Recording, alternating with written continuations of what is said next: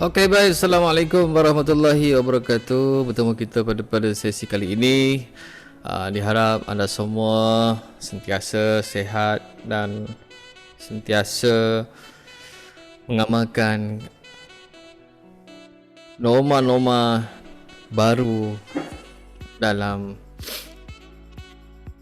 keadaan semasa kali ini untuk menekan COVID-19 dan mencegah COVID-19 daripada merebak. Jadi untuk penerangan tajuk motor pada kali ini, kita akan terus kepada perbincangan mengenai kendalian motor. Macam mana motor tu boleh berpusing, dan dia ada beberapa prinsip yang perlu kita ketahui, ya, yang perlu kita ketahui dan perlu kita memahami. Okey, sedikit penerangan daripada nota kita. Dalam dunia yang canggih sekarang ini, bidang pembangunan elektrikal sudah makin maju dan berkembang, terutama sekali adalah dalam pembinaan motor elektrik. Jadi motor elektrik ni digunakan secara meluas dengan kegunaan yang pelbagai. Tidak kira secanggih mana pun teknologi, pada masa kini motor elektrik ni dia tidak boleh dipisahkan. Bahkan dia menjadi asas atau nadi bagi suatu sistem. Macam yang kita tengok pembinaan kereta-kereta elektrik sekarang ni, semakin banyak pengeluar kenderaan, syarikat-syarikat yang kian menambah kereta-kereta elektrik, iaitu kereta elektrik ini yang menggunakan motor elektrik yang dihasilkan sepenuhnya daripada kuasa elektrik, dan yang ada bateri lah, dan tidak menggunakan sebarang minyak petrol ataupun diesel. So ini menyebabkan apa itu yang berlaku adalah boleh menyelamatkan alam sekitar kita daripada tercemar. Alright. Okey, seterusnya kita tengok 1.0, prinsip operasi motor. Asasnya motor elektrik ni dia menukarkan tenaga elektrik kepada tenaga mekanikal yang berbentuk putaran.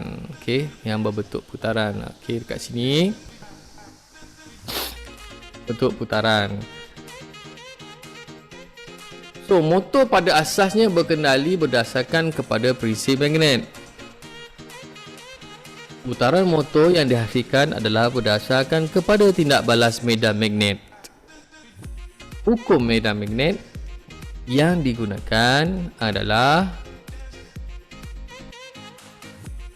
ini yang biasa kita buat, ialah kutub yang sama menolak antara satu sama lain, manakala kutub yang berlainan akan menarik.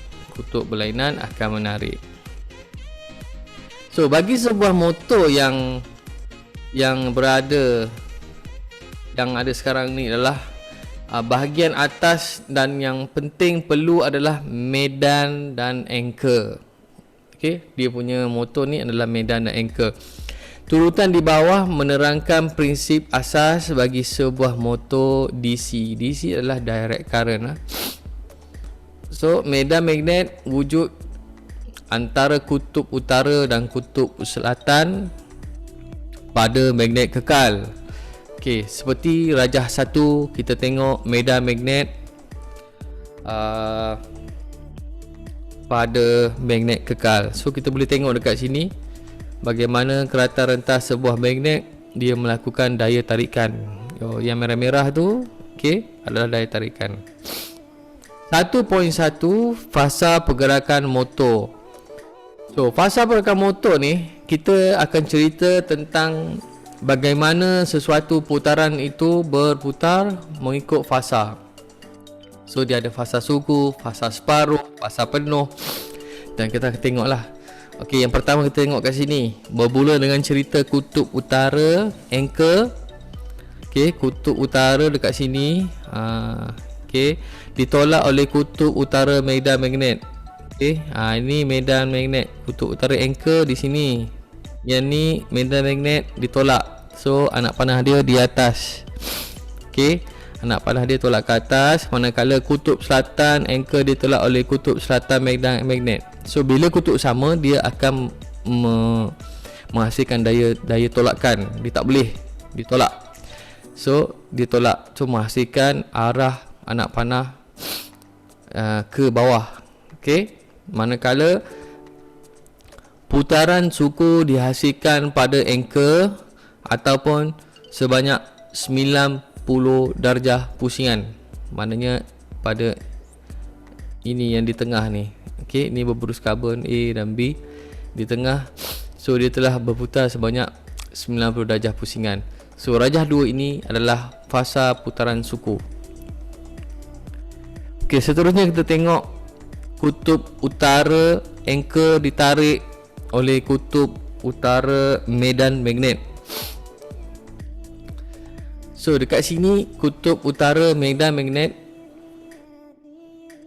dan kutub selatan anchor pula ditarik oleh kutub selatan medan magnet. So kutub utara anchor ni ditarik oleh kutub utara medan magnet. Okey, dia tolak ke bawah. Kutub selatan pula ditarik oleh kutub selatan medan magnet, dan anchor itu akan berputar pada suku putaran lagi yang telah terhasil dan menjadikan separuh putaran. So sebanyak 90 darjah lagi lah, tak silap. So rajah 3 ni dia adalah fasa putaran separuh. Okey, fasa putaran separuh. Dia nak ada switching. Sekejap lagi dia akan masuk switching. So bahagian penukar tertib berputar bersama dengan anchor. Bahagian B, okey, bahagian penukar tertib B yang merah ni menyentuh berus karbon A. Okey, manakala bahagian A pula menyentuh berus karbon B dekat sini. So arah pengaliran arus melalui dari bahagian B dan keluar ke bahagian A, dan terusnya arah pengaliran arus adalah berlawanan pada anchor. Dia berlawanan, dan ini kerana switching actions oleh penukar tertib. So pembalikan arus menyebabkan penukaran polariti pada anchor. So AB di sini. So rajah 4 adalah cerita tentang switching action. So berdasarkan kepada prinsip kutub yang sama akan menolak satu sama lain, manakala kutub yang berlainan akan menarik pada anchor, akan berputar suku lagi putaran. So darjah 5 menunjukkan prinsip kutub magnet, putaran arah dia. So pada keadaan ini, kutub yang sama akan menolak antara satu sama lain, dan anchor akan berputar lagi suku putaran terakhir melengkapkan satu putaran penuh. So penukar tertib dan berus karbon berada pada kedudukan asal dan akan menyebabkan arus berkeadaan songsang pada anchor semula. Anchor berputar berterusan dengan proses penolakan dan penarikan, dan arus akan berkeadaan songsang pada setiap 1,5 putaran oleh penukar tertib.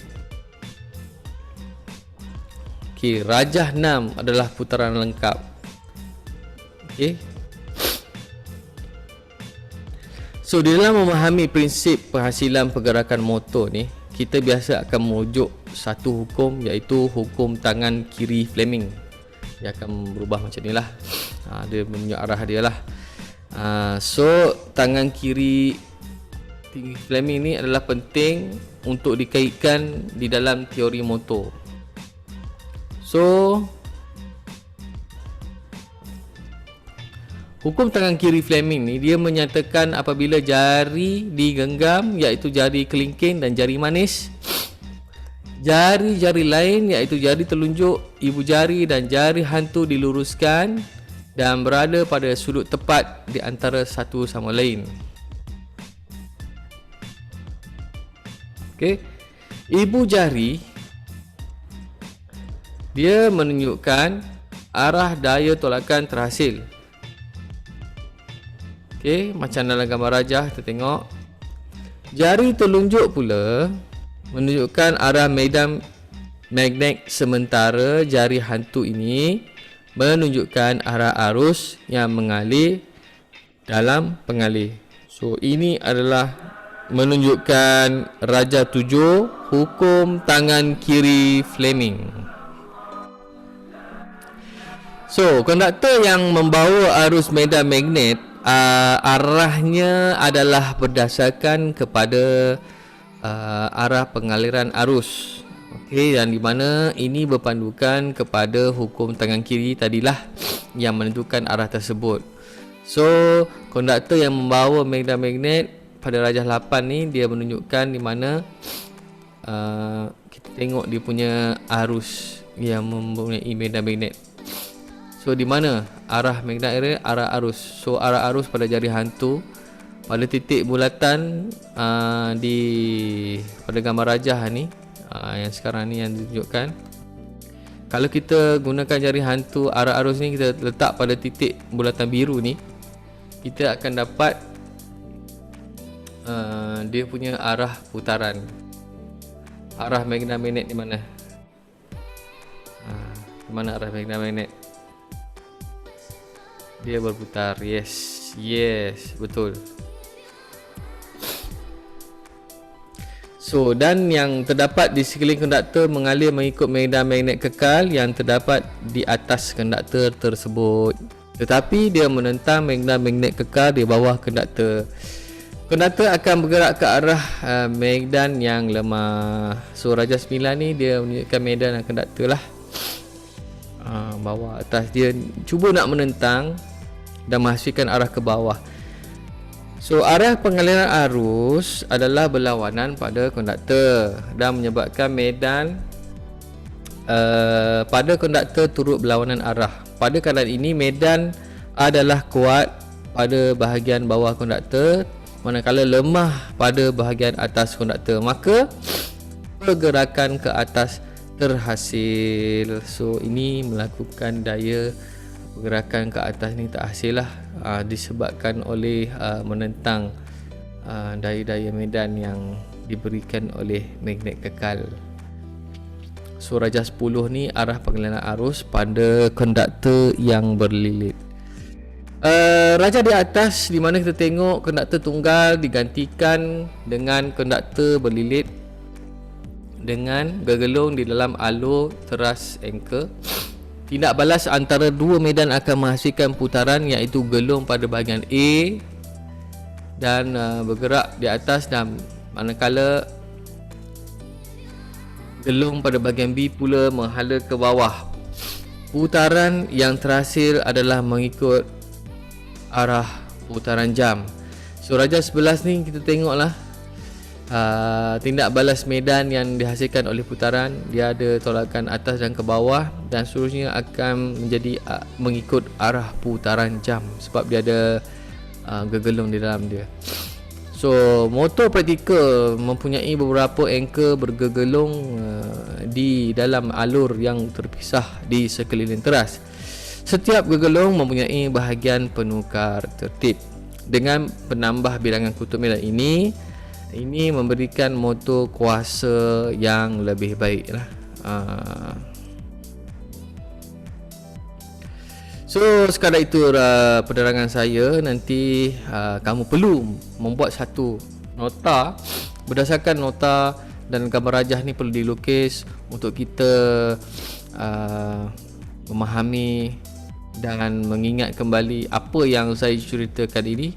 Dan sebarang pertanyaan dan soalan boleh kita bincang sama-sama dalam melalui aplikasi WhatsApp dan Telegram yang disediakan. Okey, sekadar itu daripada saya.